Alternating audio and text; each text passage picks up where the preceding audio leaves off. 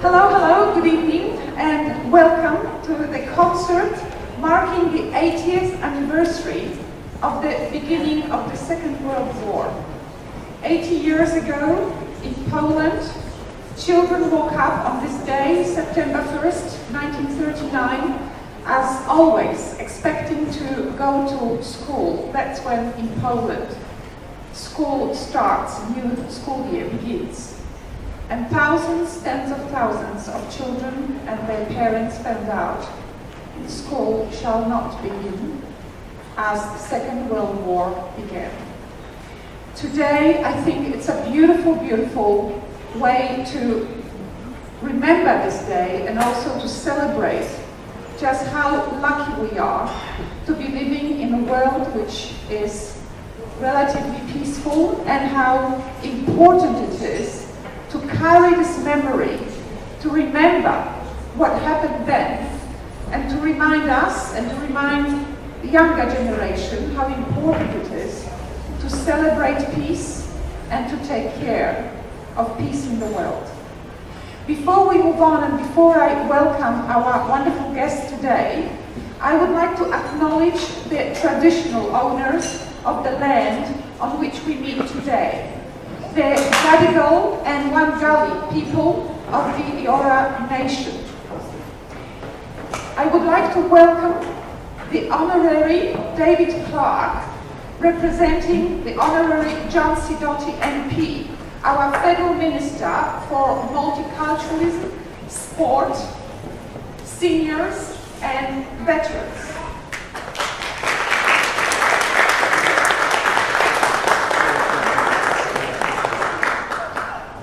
Welcome and thank you so much for joining us on this day. Thank you. A very warm welcome, and I feel particularly privileged to be able to welcome for the first time on this land our new Consul General of the Republic of Poland, Mrs. Monika Kończyk, PhD.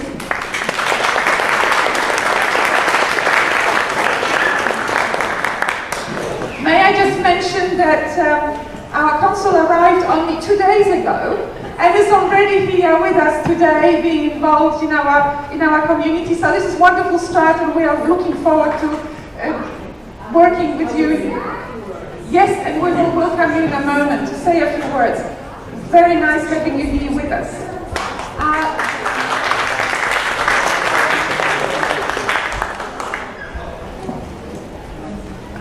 We would like to welcome Mr. Michel Daltra, the Honorary Consul for St. Vincent and Grenadines, with guest Mr. Hassan Al-Sahab.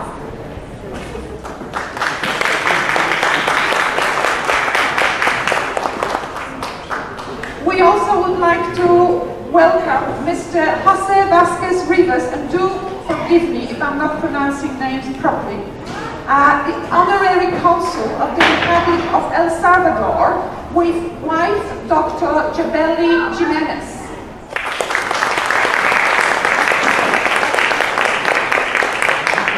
We would like to welcome Małgorzata Kwiatkowska, the President of the Council of Polish Associations in Australia. Welcome to you. And of course, last but not least, we would like to welcome the President of the Federation of Polish Associations in New South Wales, Mr. Adam Gajkowski, who is the organizer. Because we have so many wonderful people representing Polish organizations here in Australia, in New South Wales, do forgive me, I will not introduce everyone, but I'm sure everyone will appreciate the opportunity to listen to the music. So I cannot go on much further. However, before we move on, I also would like to introduce Father Artur Botul, welcome, and Father Dariusz Abdaszewski.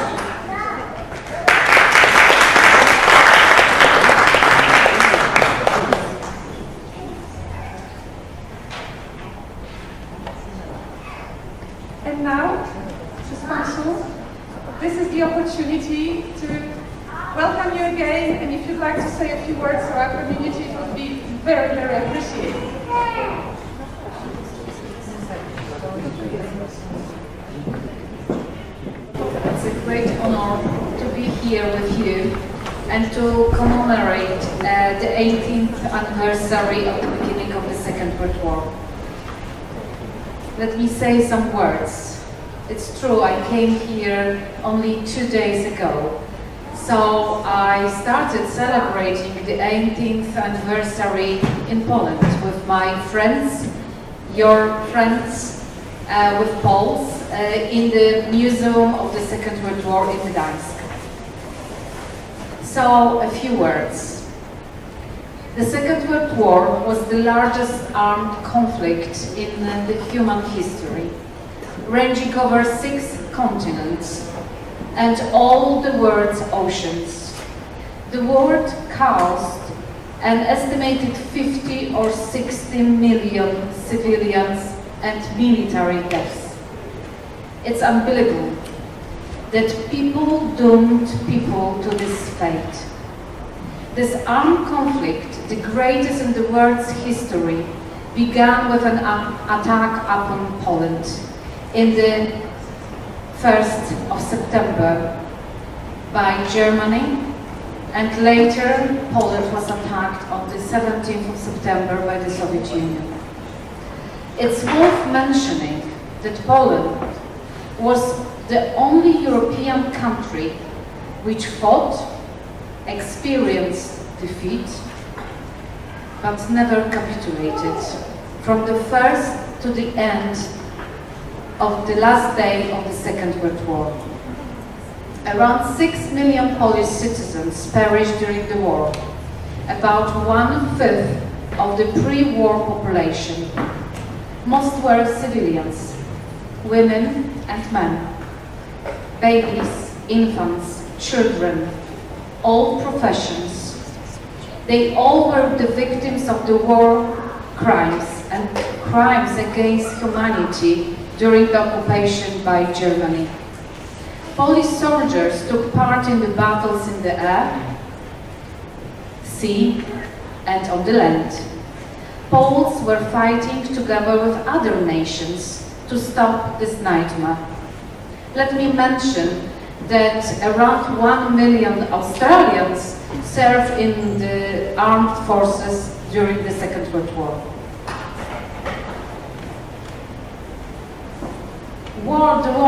The war effectively stopped the war between 1939 and 1945. To this day, it remains the most geographically widespread military conflict that the world has ever experienced. The Second World War, we will never forget. We haven't forgotten, and we will never forget. Honor and glory to the heroes. Thank you very much. Thank you. And now I would like to welcome the representative of our Australian government, the Honorary David Clark, representing the Honorary John Sidoti, MP, our Federal Minister for Multiculturalism. Welcome.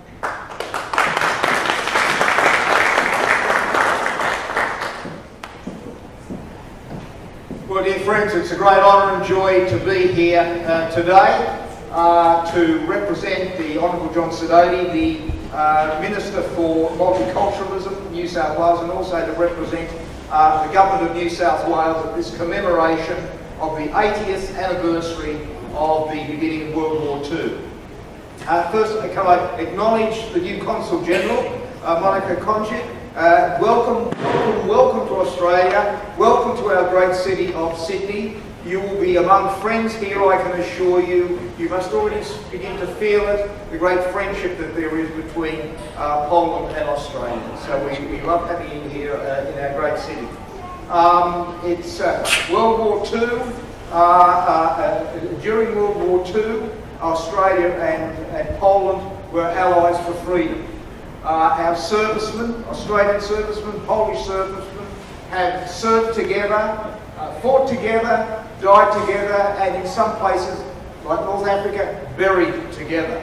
So you can't get a greater bond between two peoples than that, where they fight and die and suffer together. That's a very, very strong bond. We're also allies, Poland and Australia, in the fight against terrorism. In Afghanistan, we're allies once again in Iraq, so we have a long history of being together. In fact, on Anzac Day, many of you would know that's a sacred day for Australians, when our ex-servicemen and their descendants march through the streets of our major cities to celebrate their service to Australia. And can I tell you, year after year, for decades, as long as I can remember, when Australian ex-servicemen are marching, there is always a very strong contingent of Polish ex-servicemen who are marching as well. Always, every year, year in and year out. So, Consul General, please tell the Polish government that we are very, very proud of our Polish-Australian community. A law-abiding community, a community that punches well above its weight, an achieving community. They fit in very, very easily in Australian culture, because Polish values are Australian values and Australian values are Polish values.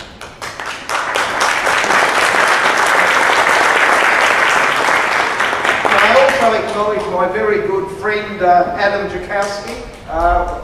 Adam is the president of the Federation of Polish Associations here in New South Wales, and also the representative to the Australian diaspora from the Polish Senate. So you have a big task, and there are the vice president of the association, and many other dignitaries are here, and I acknowledge them, and also diplomatic representatives, reverend fathers who are here, and leaders of Polish community. So it's a wonderful day, and what we're commemorating today is an important day, not only for Poland, but for Australia and for all freedom-loving people around the world.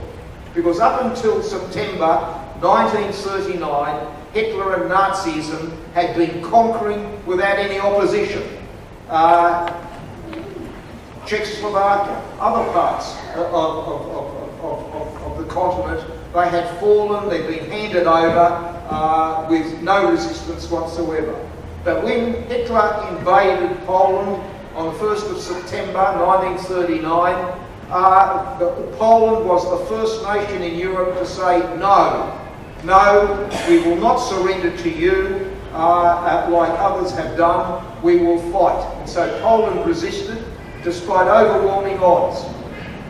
And we know the result of that. As a result of Poland taking that firm stand and not capitulating, Great Britain came in, declared war, France came in and declared war, and at the same time Australia and New Zealand and Canada and South Africa and other nations of the Commonwealth came in automatically and declared war on Germany in defence of Poland as well. That shows the bond between our peoples that goes back that far. And we know that they were 6 years of horrendous occupation, but the Polish people resisted inside Poland and outside Poland. Inside Poland with the rising in the Warsaw Ghetto in 1943. Once again with the general uprising in Warsaw in 1944 by the Polish Home Army underground, and outside of Poland as well. We know that many Polish pilots participated in the Battle of Britain. The Polish troops fought in North Africa, including at Treblinka, with Australian troops. They led the fight against Monte Cassino in Italy. They participated in the landing at Normandy. They participated in the Battle of France. They fought on the Western Front. They fought on the Eastern Front. They fought all the way and participated in the Battle of Berlin towards the end of the war. All the way the loyal Poles were there. So these are things that we also remember that resulted from the declaration of war in 1939. I mean, it was a tremendous period of upheaval for Poland, but it actually meant, by Poland taking that stand, that the dictators would be stopped and eventually were defeated. And as you pointed out, Consul General, 6 million Poles lost their lives. Most of them murdered.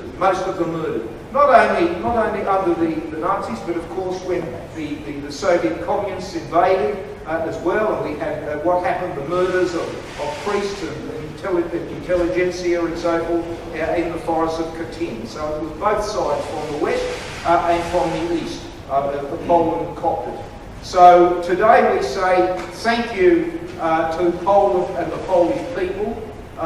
Today we say eternal and everlasting glory be given to the memory of those in Poland who laid down their lives or suffered in the defence of freedom and liberty around the world.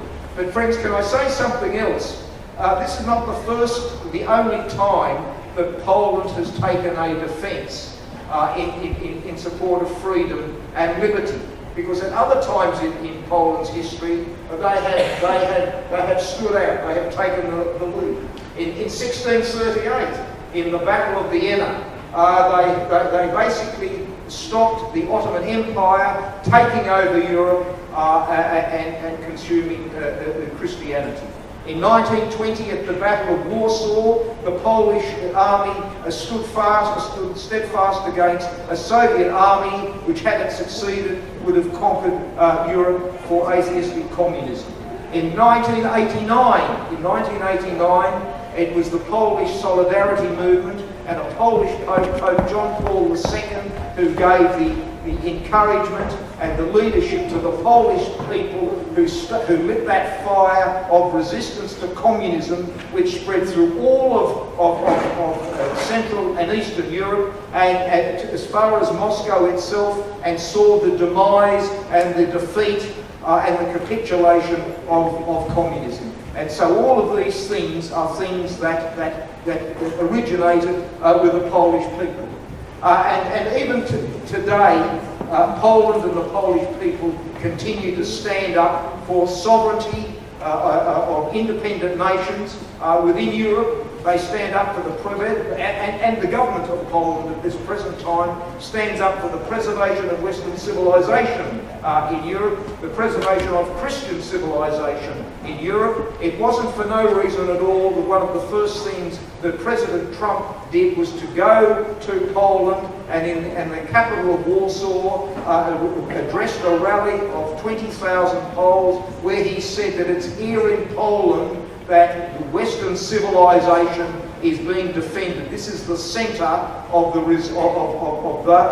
resistance to those who are breaking down Western civilization. So, dear friends, it's a commemoration of an important event, a heroic event. Long live Poland, long live the Polish people, now and forever. Poland's been going for 1,000 years. It's now free, forever free. It just keeps going on and on. As we say, God bless Poland. Thank you very much.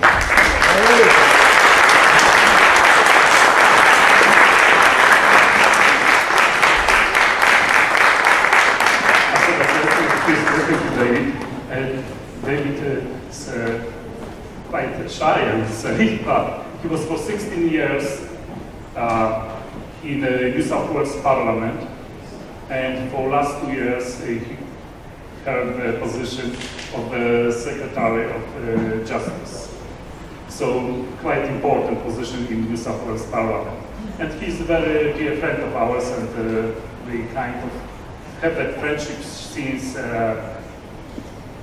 well, I believe that before 1980, it was times of people which came here as soldiers, like last representative of Polish government of exile, Colonel Richard Trejster, or Mr. Leski and others. So he was as a young lawyer, he was advising them on the issues which were regarding the law which they need to know about. I was having a speech about Polish fight against Germany, and I'm not using Hitlers, I'm not using Nazis, Germany, I'm using Germany. That's a word, they were aggressors, and they were barbaric aggressors, Germans. Not Nazis, not Hitler's Germany, just Germans. The same as Soviet Union, it was a Soviet Union. So, from that history which we already heard, I will not repeat it, so I will only say about a few words, or a few lessons which we need to remember about, a few places which we need to remember about, and that will be definitely battle for Westerplatte, which started the 1st of September. At the same time, a few of our soldiers fought against the power of German forces. At the same time, the city of Berlin was barbaric bombarded by Luftwaffe. City was practically flattened, only civilians in that city. Hospital, which was clearly marked with a Red Cross because Poland already prepared themselves to war, was flattened as well. Thousands of people killed, civilians killed by those barbaric forces. Battle of Wisna, 600 of Polish soldiers hold Panzer divisions of German, which was probably up to 40,000 soldiers for days. And they died, to the last one of them, they died fighting against German forces. Battle of Bzura, River Bzura. It's actually only one battle in that campaign. And then 17th of September, 1939. Soviet Union attacked Poland. That was a consequence of Pact Ribbentrop-Molotov. From that moment, Poland didn't have much chances. Unfortunately, and that I need to say a small contradiction, yes, France and England declared war, but they didn't do anything. They didn't move their forces, and if they only wanted to move their forces, they would be in Berlin within probably one day or maybe less. They didn't do anything. Poland fought bravely. Unfortunately, we had to give up and, well, sorry, not give up. We didn't surrender, but we did fought through the war. Based on this, in May 1945, when the war ended in Europe, in Poland, that war still was going on. The Polish underground was still fighting against Soviet occupation and the local communists which helped them. And that war practically finished with the death of Lieutenant Franczak, which was called Larek, and he died in 1966. That was the last soldier fighting against communist oppression. And all those deaths in Warsaw Uprising, during the occupation, they were very important. All the fights were very important. Because of those fights, people like myself, we grew up on that legend. We didn't give up, and then in 1980, we proclaimed the strike, and Solidarity was born. And the birth of Solidarity, although our carnival only lasted for 16 months, that they imposed the martial law, they put us to jails, they put tanks on the streets, communists, but they didn't crush us. In 1989, they start to actually collapse. It could be, that collapse could be more spectacular, to my liking. Unfortunately, it was a little bit too soft in Poland. But what was important, the Berlin Wall collapsed. And that was the sign that the world is changing. There is no any more borders as it used to be. Now we can travel around the Europe freely, and we can enjoy the freedom. Today we are here also to commemorate or think about Polish composer, Stanisław Moniuszko. But more of that we will be hearing from our MC. So I will leave you to the hands of our MC and to the concert. Welcome. Thank you.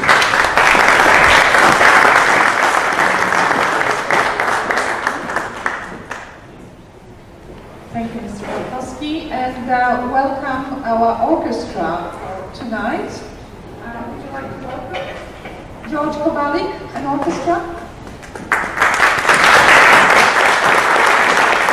George Kowalik arrived in Australia over 30 years ago, studied at the Warsaw's Academy of Music, and in the last 7 years have been working with, developing his students, working with his ex-students, forming this wonderful orchestra we'll have the opportunity to hear tonight, Leska Armonico String Orchestra. George will tell us about Moniuszko year and will tell us about the repertoire, but for all of us here, please enjoy, appreciate and celebrate this wonderful occasion. Here's a few words about the repertoire from George Kowalik. I want to tell you about my orchestra. That's the regular children's sense of like they are not from musical families or maybe musical but not musically trained. And the orchestra makes them to doing regular progress. So 7 years ago, there was my students in most of them, many of them in one of the primary schools in our area where I work and I live in, it's in Camden area. So we actually see there are many of them doing HSC or very advanced in high school or even in universities. The idea was to keep them progressing because Australia is not exposed to music. I think that this is very, even today I see not many people from Australia, but what I want to say is really is the music we are going to play. And music we play today is generally Polish music by a composer which I personally knew as a student. I saw them on corridors, walking, passing by. Like Henryk Krzyż was conducting the symphony orchestra in my Academy of Music. Roman Twardowski, I played many pieces by him and he came for rehearsals to tell us how we should interpret the music. So we also, I remember Tadeusz Belt, who was a really great composer and one of the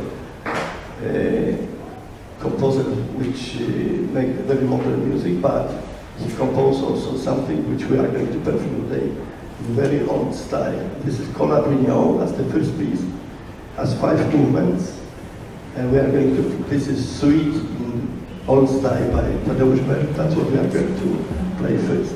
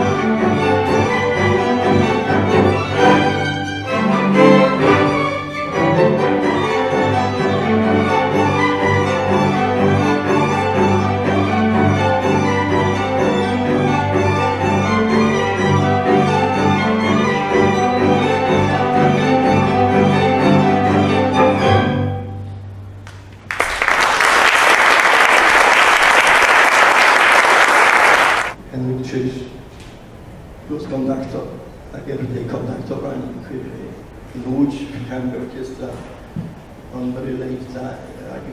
Later, probably after 60s, he came to my school, and I had 2 years fantastic orchestra with him. I played Stravinsky, we played many Ravel, we played many really great composers.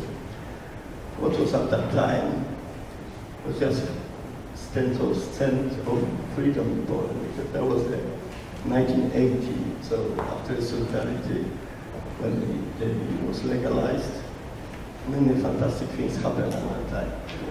We are going to play, but Heritage composed from time to time, and all his compositions probably you can count them on both hands, on fingers of both hands. Not many, but all of them are present in Polish concert repertoire. Canzone di Barocco is strictly written for string orchestra, so like before we play Tchaikovsky is originally for full symphonic orchestra, and we have the transcription for orchestra. This is very original work, which I'm going to play now. This is Canzone di Barocco. Title suggests that this song in Baroque style, I don't think it's a very Baroque style, it's very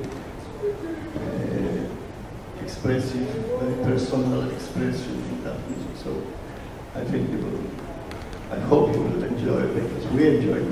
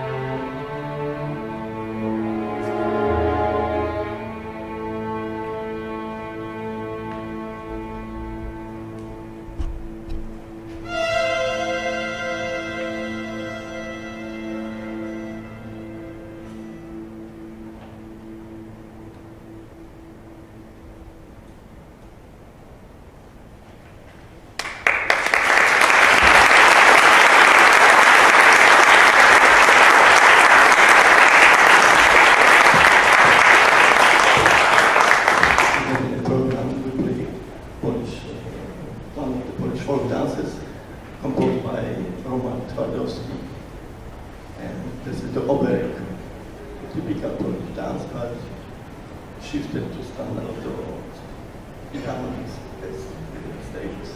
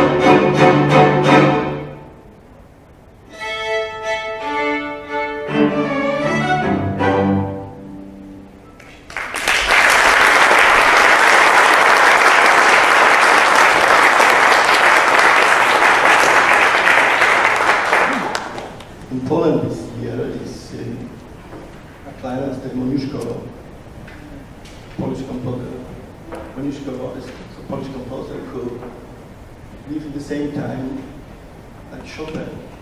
Chopin emigrated. He made himself very famous.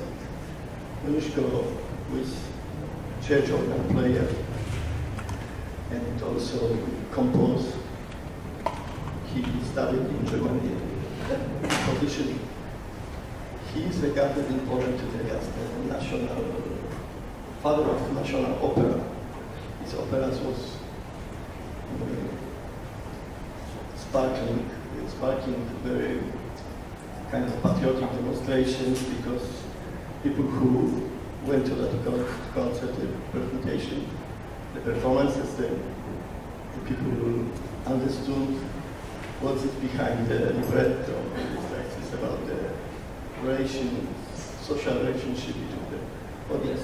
We are going to play also Armonico 3 pieces. 2 pieces will be the 2 songs which Armonico composed quite a many, really, like Kowalik, Chopin, a few times more.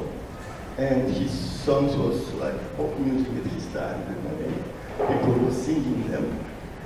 And we have very special guest for that occasion. This is the Daniela Leska, who is really a big star in opera singing. So I can invite Daniela to the stage, please.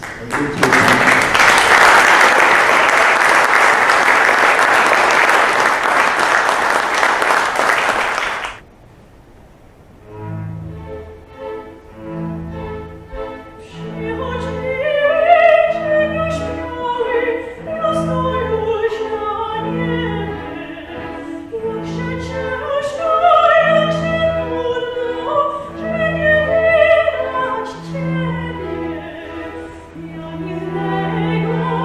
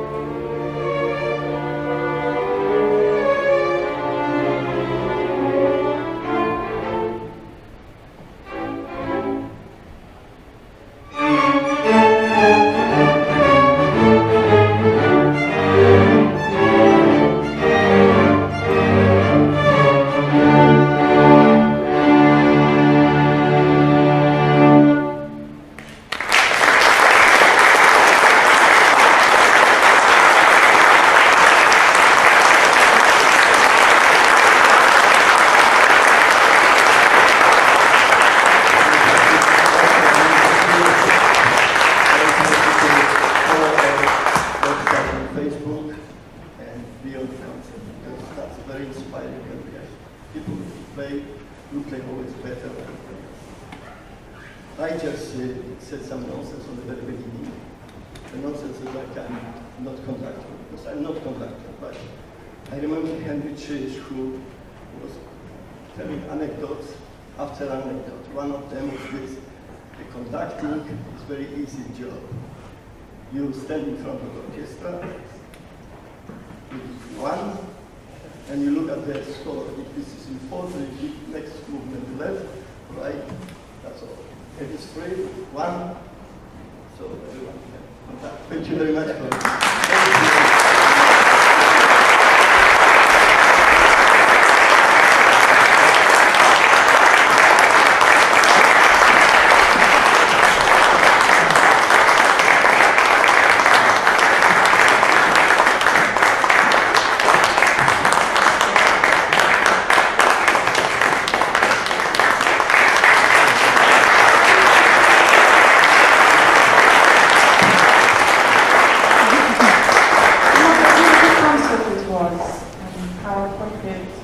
For this day of remembering 80 years since the Second World War. Thank you so much. Very, very moving.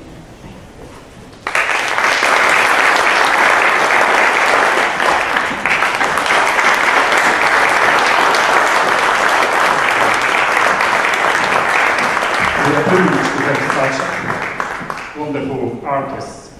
And Zdzislaw is known not only for good music, but myself. To me, music is probably the best when I'm in Lekia Stadium. That's my best music, although I appreciate a lot your music. Zdzislaw is also known as a quite good patriot, and thank you very much. Obviously, flowers, blue ones, are not that much for you as for your wife, really, to cope with you.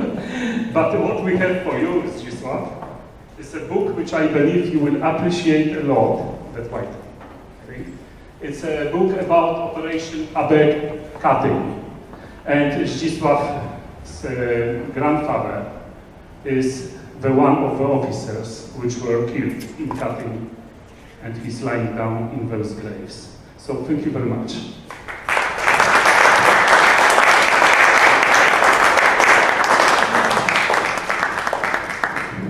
Daniela, those flowers are obviously for you. Beautiful voice, and thank you very much.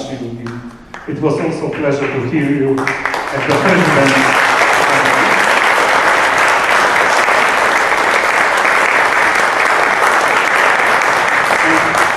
Small portion of our appreciation to Pani Joanna.